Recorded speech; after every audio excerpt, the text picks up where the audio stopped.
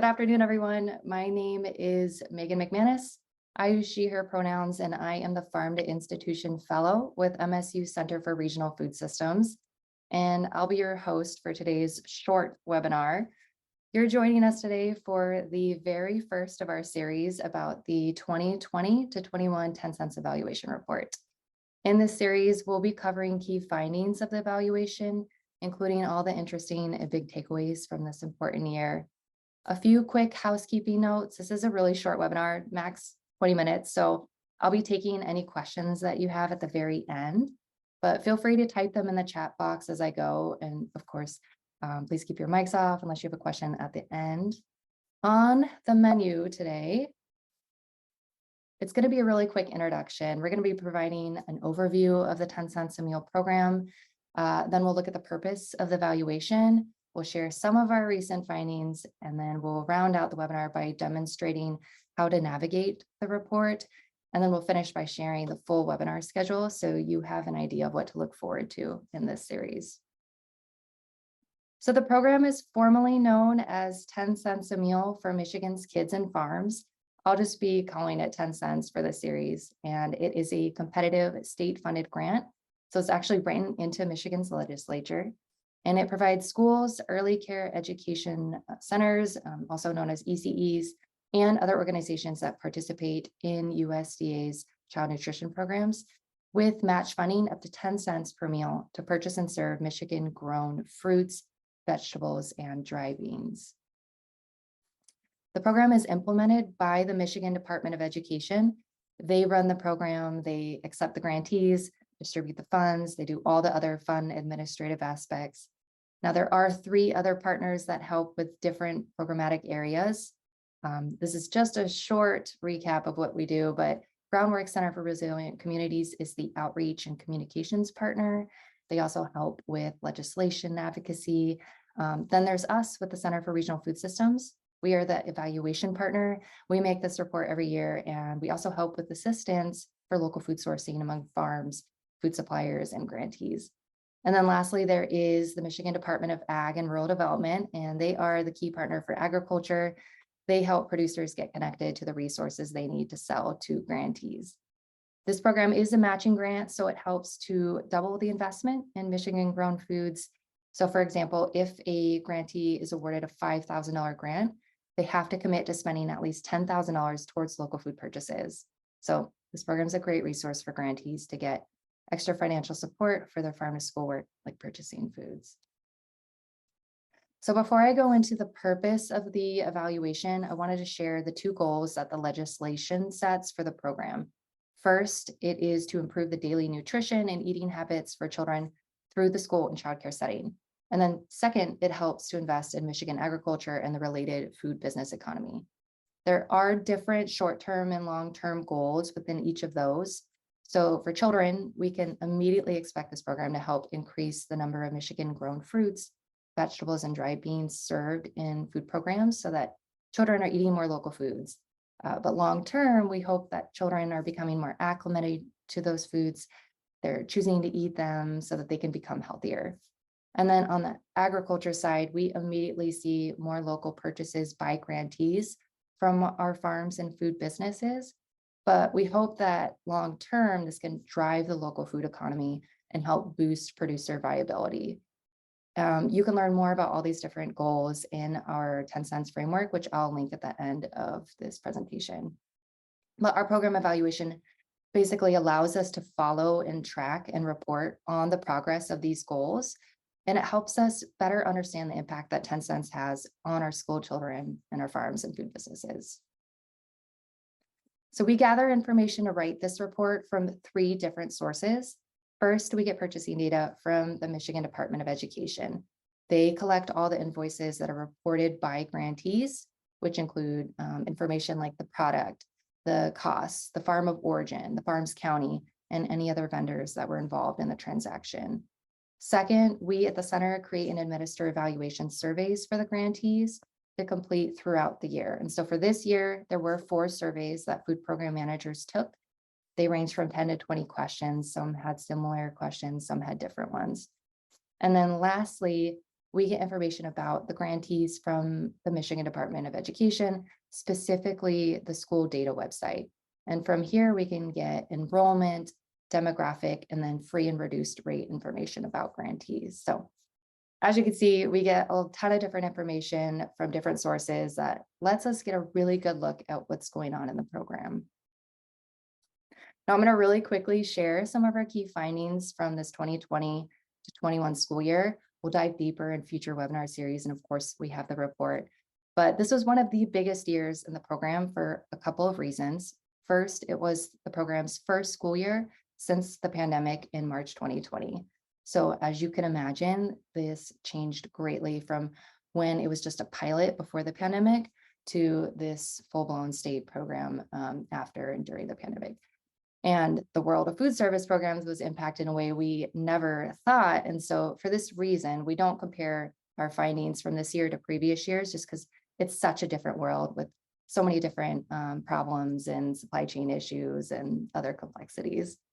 Now, second, this was the first year that early care and education sites, or ECs, were eligible to participate. This is a completely different kind of grantee than what we had before, which was public schools and districts. And then lastly, this was the first year that the program went statewide. The pilot program originally started in 2014 with just a small specific region, and then slowly grew from there. And the last pilot year in 2018, there were only 57 grantees in 27 counties. And this year, the program grew to 143 grantees across the state. So we saw 1.4 million in grants awarded to these grantees that were spread out in 48 different counties. We estimated nearly 450,000 Michigan children were reached through the program. And that's 3 times more children reached than the previous program year back in 2018. And then when we looked at K through 12 schools, there were almost 438,000 school children that could have been reached, which was almost a third of all K through 12 school children in Michigan that school year. And then again, ECEs participated for the first time. We had 14, and we could estimate over 11,000 children could have been reached through ECEs alone. Now, this slide is just a sneak peek into some of the findings on all the different topics that we'll dive deeper into future webinars, and they're in the report. Here on the left, we'll talk about grantees, their food service programs.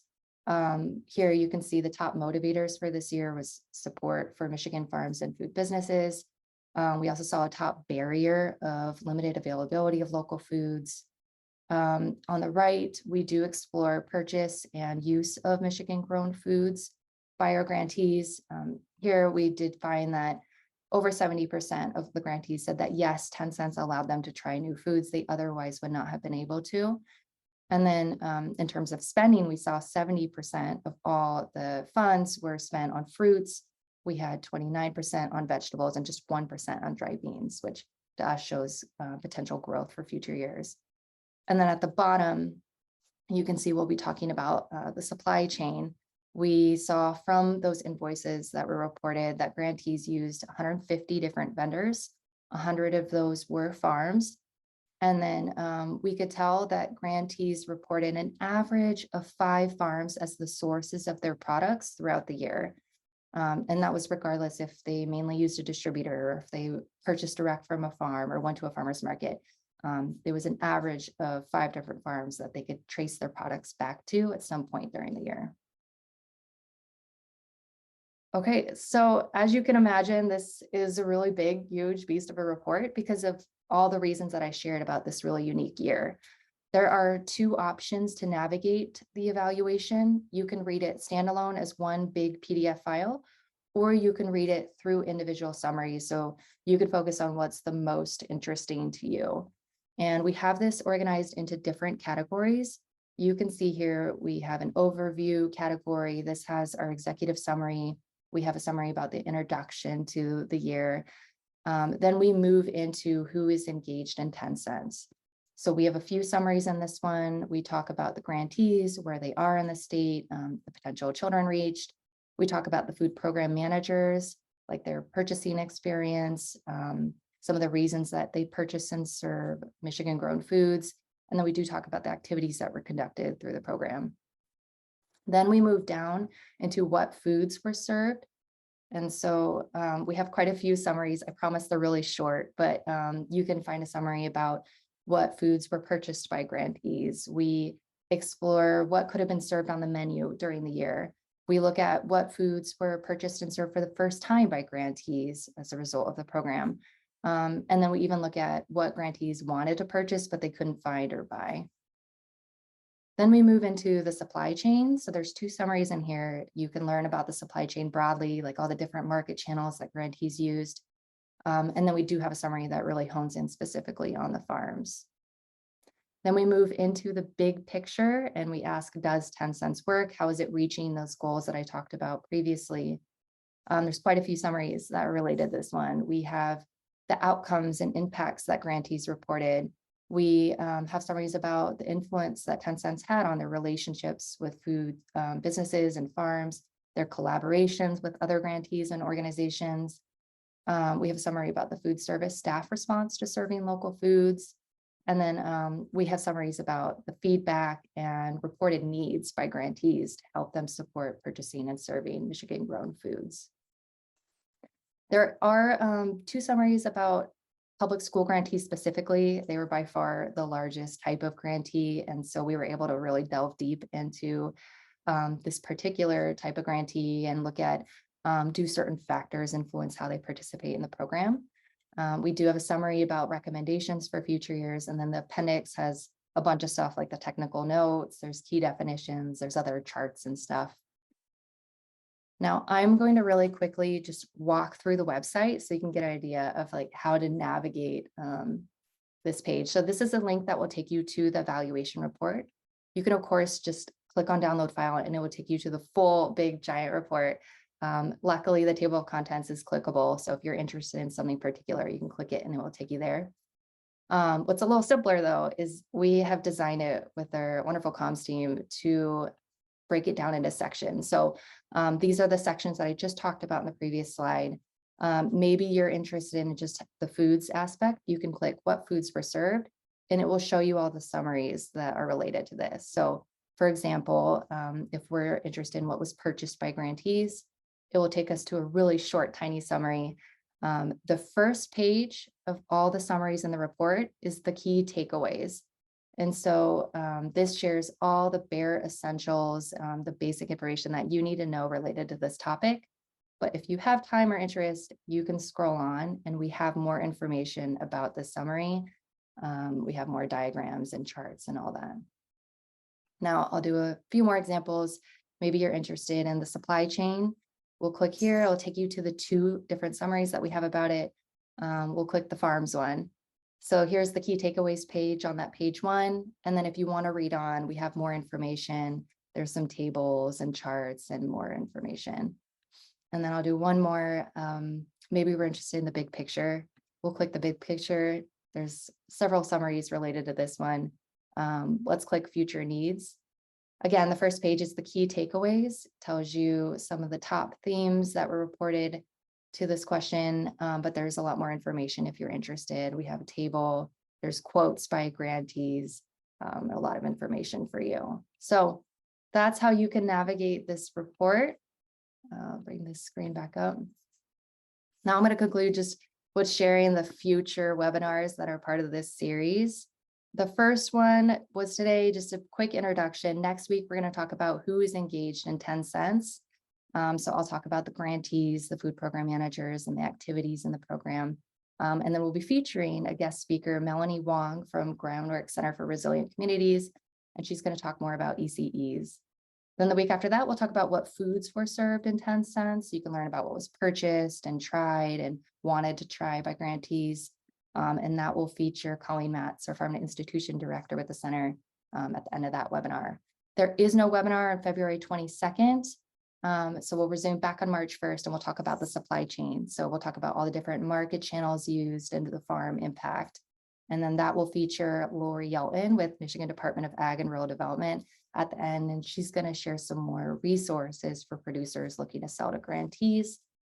And then the last one is sort of the big picture. We'll ask, does 10 cents work? And we're going to go through those outcomes and impacts and the feedback and needs reported. And then that will feature Wendy Crowley with the Michigan Department of Ed. She runs the 10 cents program, and so I'm glad we'll be hearing from her. I'm going to open up for questions, and this is my contact information. If you have any questions about the report or findings, feel free to reach out to myself or my colleague Colleen. And then if you're a grantee or a potential grantee, feel free to reach out to Wendy Crowley over at MDE.